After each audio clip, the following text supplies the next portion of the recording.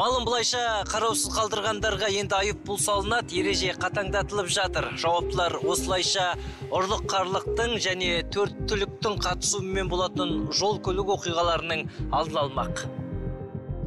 Елімізде мал ұрлығы жалпы қылмыстың 1,3% шамасында. Мәселен, былтыр осындай 1477, ал биыл жыл басынан бері 90-ға жуық іс тіркелген. Барымтаның дені төрт түліктің қараусыз қалуынан болыпты. Ауыл шаруашылық министрлігінің бекіткен қағидалары бойынша жануарларды бағу дерегін ережелерін бұзатын болса, бұндай жағдайда әкімшілік құқық бұзушылық туралы кодексінің 408 бабымен жауапкершілік қарастырылған. Яғни бірінші бөлігі бойынша 3 айлық есептік көрсеткіш көлемінде айыппұл салынса, ал екінші бөлігінде материалдық залал келтірілген жағдайда 10 айлық есептік көрсеткіш көлемінде айыппұл салынады.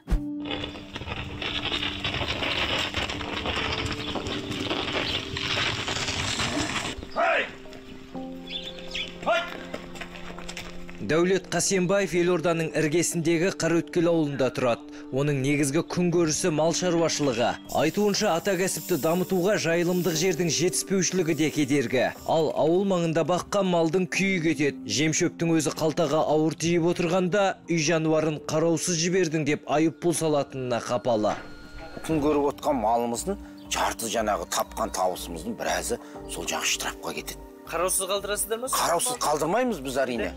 Енді айыппұл салғаны мынау жол бар ғой, жаңағы жол қорғалжын жолына бара жатқан жерде трассаға жақындаса, трассаға енді басында тұра бермейсің, енді аяқты мал болғаннан кейін мал ғой ол жүре береді. Шай ішуге кетіп қаласың, или басқа ит құс қуып кетіп қаласың. Сол кездер жаңағыдай малға трассаға жақындады деп, енді оны полициялар салып кетеді. Бірінші ескерту береді, енді олар жай салғамайды, жайдан жай салмайды. Бірінші ескерту береді, оларына рахмет, сосын екінші ретінде салып кетеді.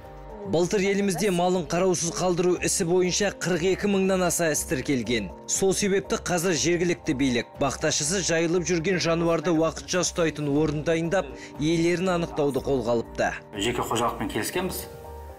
Договорға, меморандумға отырып, сол мысалға ауылдың ішіндегі жүрген қараусыз жүрген малдың бірақ иесі бар, үйінен шығып жаңағы жайылымға бармай. Соларды жаңағы қалдыға апарып өзі уақытша ұстайды. Сосын қожайын табылғаннан кейін жаңағы учаскеге апарып тапсырып, сосын қожайын табылғаннан кейін бір-екі күнде алып кетеді бар, уақытша ұстау деп. Айыппұл салынады оларға. Бұл шара оқыс оқиғаның алдын алуға сеп болып отыр. Егер малдың кесірінен жол көлік оқиғасы болса, иесі жауапқа тартылуы мүмкін.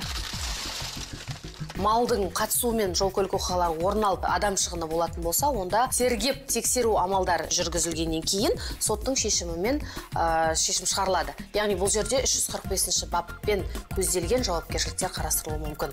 Яғни бір адамның шығыны болатын болса, 3 жылдан 5 жылға дейін, егер де 2 адам одан да көп болатын болса, 5 жылдан 7 жылға дейін бас бостандығынан айырылу жауапкершіліктер қарастырылған.